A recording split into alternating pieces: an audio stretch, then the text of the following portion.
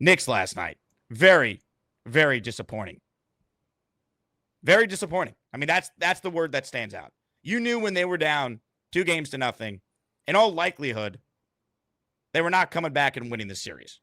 7% of teams that go down 0-2 have come back and won the series in the history of the conference finals. So you knew the odds were against the Knicks.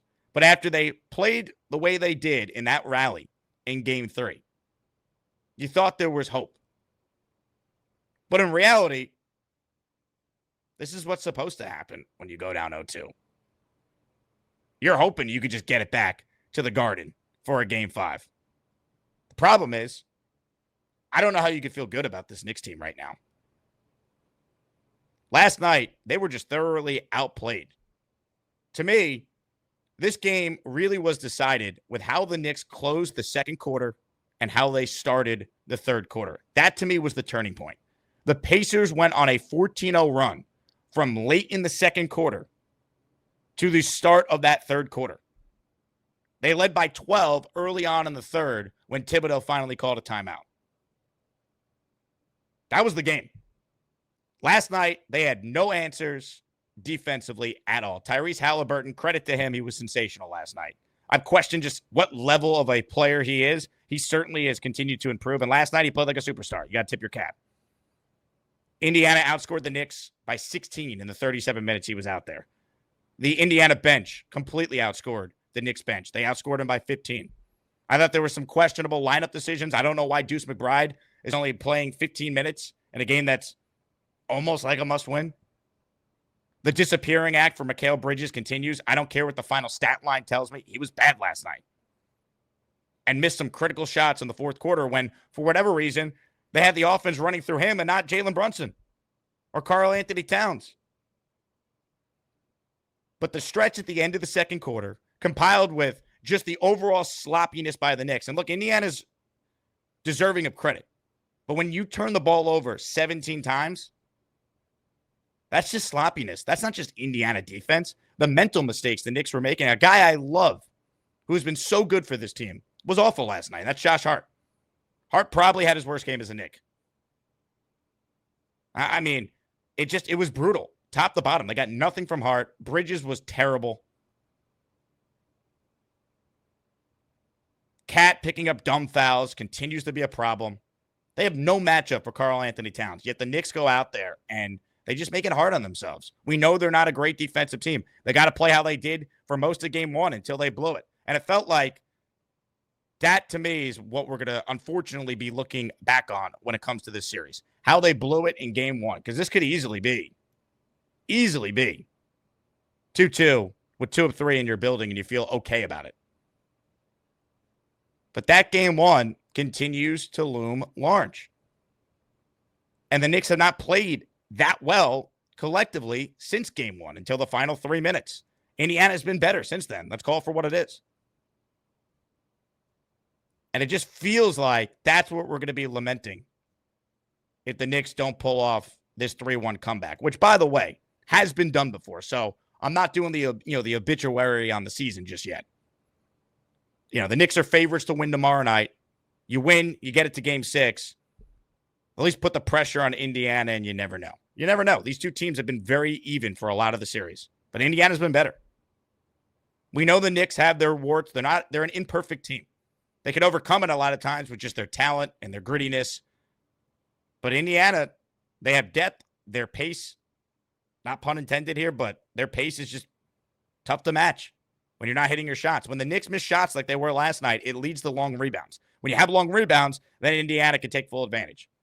And Halliburton was incredible last night. A superstar player stepped up. Knicks are going to need that from Brunson and Cat if they're going to win game 5 and get it back to Indiana for a game 6.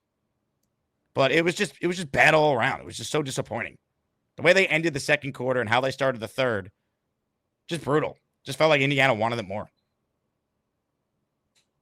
I mean, I can't emphasize enough how disappointing I am and just guys that you needed to be there last night. Hart, Bridges. It was brutal. It's so disappointing. 17 Knick turnovers. The starters alone had 10 turnovers in total. I know everyone wants to just blame the coach. Can we put some of this on the players too? Every time the Knicks win, coach never gets any credit. Every time they lose, it's fire Thibodeau. And it's just lazy. They're not firing the coach who led them to the Eastern Conference Finals for the first time in 25 years. It's not happening. Nor should it. Right, that's not how you run your organization. But if they end up losing this series, which down 3-1, I mean, the odds are the odds. We're going to lament the fact that they had an opportunity to end this drought and get to the finals. They really did. They had home court in the series. They had game 1. They blew it. And essentially, instead of having to win 4 games in the series, now you got to win 5. And now the Knicks got to win 3 in a row. But you can't think of it as 3 in a row. The goal is win tomorrow and get it back to Indiana. The Knicks need to do what Boston did. Show some pride, not get eliminated at home, especially to this team. Don't let Indiana come into your building for the second year in a row and eliminate you. Especially this year where you were healthy. You can't use the injury excuse. And it wasn't an excuse. To me, the Knicks were better last year. They just ran out of bodies. This year, Indiana's been better. Call it for what it is. To this point, they've been better. But show some pride and don't let them beat you in your building tomorrow night. Don't let them do a trophy presentation at the Garden. 3-5 at home this postseason, completely unacceptable. So I'm hoping the bare minimum, this team, which has been resilient all year, they love to play with their backs up against it. Well, now it can't be more up against it than it is currently. Show some pride and get a win tomorrow night. That's it. And then you go game by game. You know, you have an injury here or there to a key player in Indiana. Things change quickly in a short series, especially when these two teams, despite being down 3-1, very easily could be 2-2 right now. They're pretty even. But unfortunately, when you really go by the matchup, Indiana has just been better. They've been better. I mean, look at how certain matchups have played out here. Nesmith's been better than Bridges. Halliburton for a lot of the series has been better than Brunson. Collectively, Indiana's been better. And while Cat has been dominating his matchup at times, he gets into foul trouble. And also, I've waited this long to comment on the officiating. It's not the reason why the Knicks lost, but God, are these refs terrible. Terrible. I mean, OG getting whacked last night, and then all the fouls being called on the Knicks right after that was the perfect encapsulation of how frustrating that game was. I mean, what I really want to say is not appropriate for air, but and don't tell me about the free throws and all the free throws the Knicks got. You got to watch the game. There's nuance to it.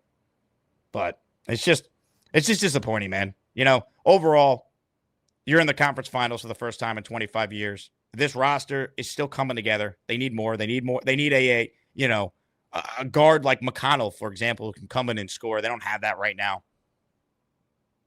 But it's just frustrating because this was a real opportunity here.